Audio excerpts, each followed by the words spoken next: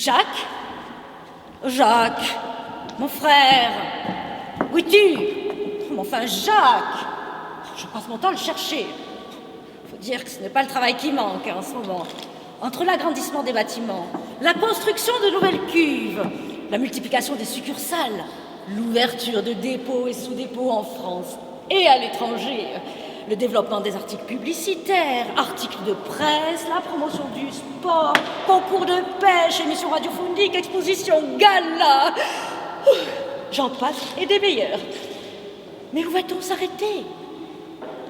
D'ailleurs, nous arrêterons-nous un jour. Ah, Jacques, mon frère, enfin.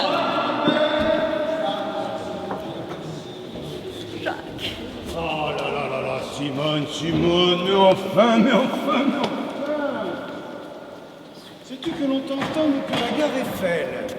Jacques, mon frère, regarde ça. C'est excellent. Je suis tombée sur la préparation d'une brochure donnant le nom de 13 fléaux imaginaires qui sont décrits et illustrés avec humour. Et tu devines le moyen de les éradiquer? Je vais le pire, bien sûr. C'est hilarant. Mais tu trouves ça drôle? Mais cela ne va-t-il pas effrayer nos acheteurs, actuels ou futurs? Mais non, enfin. Oh, écoute ça. Le soif extrémis. Les sujets qui en sont atteints sont dévorés d'une soif intense que tous les breuvages connus ne peuvent qu'imparfaitement étancher. Seul un produit entièrement naturel, composé dans son intégralité de jus de raisin frais, fortement vitaminé, a raison instantanément du soif extrémis. C'est... Oh, le pire, bien sûr. C'est hilarant. Et ma foi, c'est vrai que c'est drôle, Simone. Attends un peu, celui-là. L'hésitatorex. Alors, Un dinosaure. Oh, mais non. L'hésitatorex est le microbe de l'indécision. Ceux qui en sont atteints sont incapables de discernement. Par exemple, quand ils vont au café, mais ils ne savent quel apéritif choisir. Or, un seul apéritif peut les sortir de l'hésitatorex. Parce que c'est le plus sain, le plus parfait, le plus naturel, le plus exquis. J'ai nommé notre pire, bien sûr. C'est hilarant. Bien trouvé, belle publicité burlesque, mais garde les 11 autres pour un autre jour. Je n'ai pas trop de temps, ma sœur, tu le sais bien. Oui, c'est vrai. Tu as raison. Eh oui, comme d'habitude, Simone, comme d'habitude. Non, concentrons-nous plutôt sur mon 4e record mondial. Oh, mais vendre entre 32 et 35 millions de bouteilles par an, c'est déjà un record. Beer détient lui seul 50% du marché des apéritifs. Tu devrais être satisfait.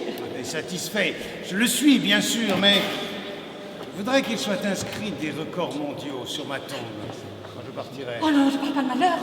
Tu veux que l'on retienne quoi, alors? Quel record? Eh bien, en 1, la cuverie en ciment de l'annexe 3.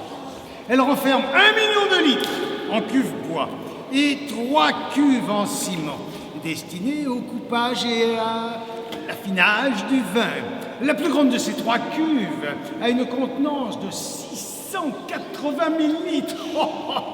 C'est énorme! Ah, c'est énorme, en effet. Ensuite. En 2,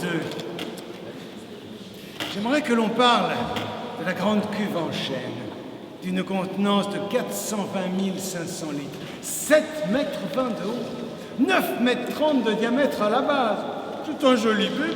Oh, là aussi, hein? Énorme! Et en 3, nous possédons tout de même la plus grande cave du monde. 5 rangées de 14 cuves, soit 70 cuves en chêne, dont chacune dépasse 200 000 litres, soit un total de 15 millions de litres. Ça, c'est hilarant. Jacques, enfin! Doucement! Oui, c'est énorme et tout. Oh, mais pense à ton cœur, hein? Doucement. Là, regarde. Mais je veux très bien, je te rassure. Me demande un fou s'il est fou, Jacques. Mais je ne suis pas fou. Je suis...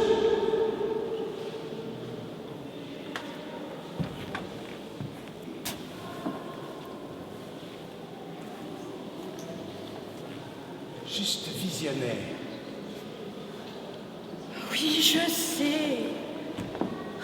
Mais dis-moi, tu m'as parlé de 4 records du monde. Mais tu n'en as évoqué que 3. Imagine une cuve encore plus grande que la plus grande de nos cuves. Jacques, tu me fais peur, là. Enfin, ça l'enchaîne de plus de 420 millilitres et déjà un record. Mais imagine, on choisit des chaînes exceptionnelles par leur taille. Il faudra trouver une forêt de plusieurs centaines d'années. On abat ces arbres, on les débite, on cintre. Tu visualises? Oui, je visualise. Bien, je continue. Imagine un cerclage constitué par des rondins en acier de gros diamètre pour supporter la pression. Tu visualises toujours? Oui, je visualise toujours bien. Et à l'intérieur, il y aurait 1 200 000 litres. Quoi? Que se passe-t-il? Jacques, il me semble avoir là, juste derrière nous. Mais où ça? Hein? Non, je sais pas ce que je l'ai bien décrite. Mais tu crois pas que tu pousses le bouchon un peu loin, là?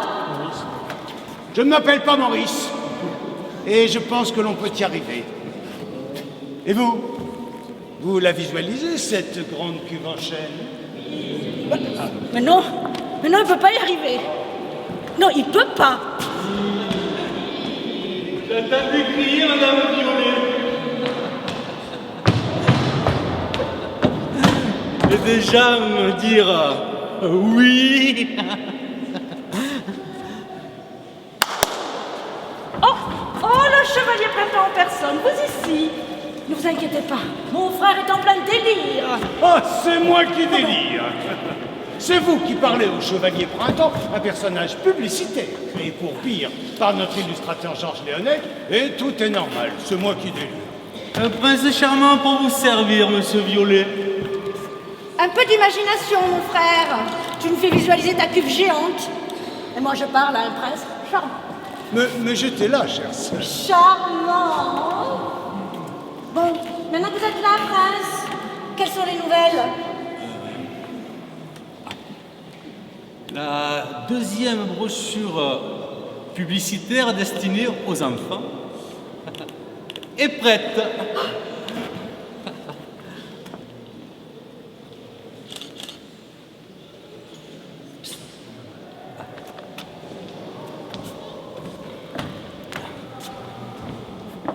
Merci.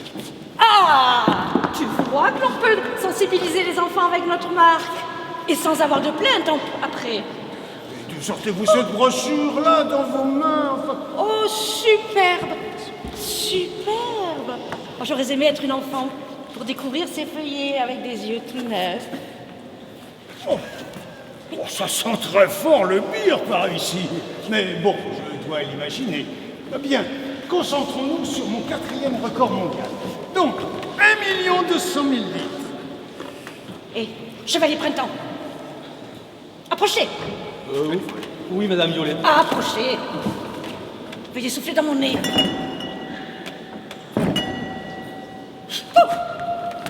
Oh, c'est bien ce que je pensais. Mon frère n'a pas l'image, mais il a un bon odorat. Vous avez bu du bière, prince? Pas qu'un peu. Certes, oui, oui, Madame. Mais le bien m'inspire. Les créateurs, les peintres, les écrivains, etc. ont souvent recours à un petit coup de pouce pour inventer. Même les visionnaires. Surtout eux. Mon Dieu, mon frère. Jacques, soufflez-moi dans le nez. Eh bien, en voilà une autre. Et pourquoi donc? Soufflez dans mon nez, vous dis-je. Oh, ah non, c'est pas des effluves d'alcool, mais plutôt de litière de chat. Bon, écoutez, très cher, là, c'est vous qui commencez à m'inquiéter. Hein? Allons, vous hurlez devant une grande cuve qui n'existe pas encore, vous parlez au chevalier printemps, mais maintenant vous pensez qu'on a un chat. Enfin, prenez un fortifiant, un petit verre de bière.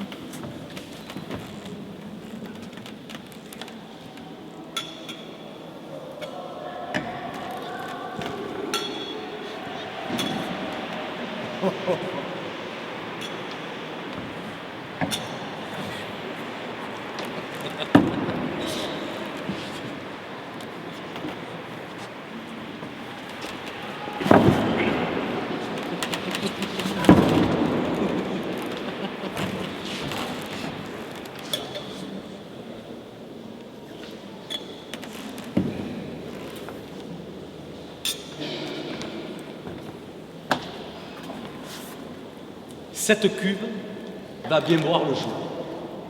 Certes, la Seconde Guerre mondiale retardera les travaux, mais elle sera inaugurée le 2 février 1950.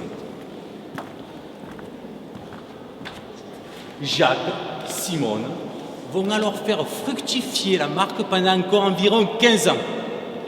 On peut dire que les années 30 furent l'apogée de la marque Beer.